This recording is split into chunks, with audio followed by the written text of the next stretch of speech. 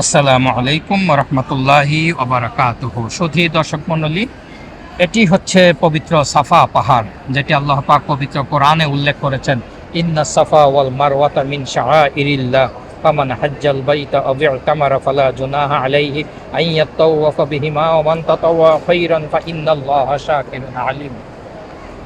আমাদের পবিত্র হজ ওমরা মূলত ইব্রাহিম আলাইহিস সালাম, মা হাজেরা, ইসমাইল আলাইহিস সালামের কষ্টের কাজগুলি, কোরবানিগুলিকে আল্লাহ পাক হজ উমরার কাজ হিসাবে আমাদের উপরে দিয়েছেন।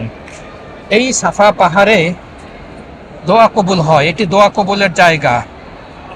মা হাজেরা যখন শিশু ইসমাইল আলাইহিস সালামকে একাকী নিয়ে এই কাবা প্রাঙ্গণে অবস্থান করেছিলেন, তখন তিনি পানির জন্য অধীর আগ্রহে এই সাফা পাহাড়ে ছুটে এসেছিলেন, কারণ তার শিশু বাচ্চার জন্য পানি শেষ হয়ে গিয়েছিল। একবার তিনি এই সাফাতে আসেন, আবার দৌড়ে তিনি ওই পাশের মারওয়াতে যান। তখন কিন্তু এত সুন্দর পথ, এসি তো দূরের কথা, মার্বেল পাথর তো দূরের কথা, আপনারা এই যে একদম খটখটা যেই পাথরের অংশ দেখছেন, পুরাটাই তখন এরকম ছিল। মা হাজেরা প্রখর তপ্ত রোদের মাঝে এই সাফা থেকে মারওয়ার দিকে ছুটে বেরিয়েছেন পানির খোঁজে, কতটা কষ্ট করেছিলেন।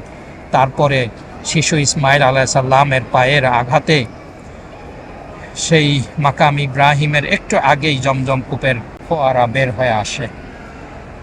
এই সাফা থেকে মারওয়া পুরা পথটাই দোয়া কবুলের জায়গা। আজকে আমার এই ভিডিওর অংশ হলো যে কোথায় দোয়া কবুল হয় মক্কার কাবার বিভিন্ন প্রান্তরে, তার মাঝে এই সাফাতে দোয়া কবুল হয়।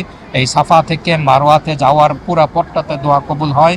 মাঝখানে একটি সবুজ বাতি রয়েছে, মিলাইন আখজারাইন, সেটিতে দোয়া কবুল হয়। এবং ওই পাশে মারওয়া পাহাড়ে দোয়া কবুল হয়। তো সবাই ভালো থাকবেন, দেখা হবে পরবর্তী কোনো ভিডিওতে, পরবর্তী কোনো লাইভে। মাকারিম সাফা পাহাড়, মক্কা মুকাররমা।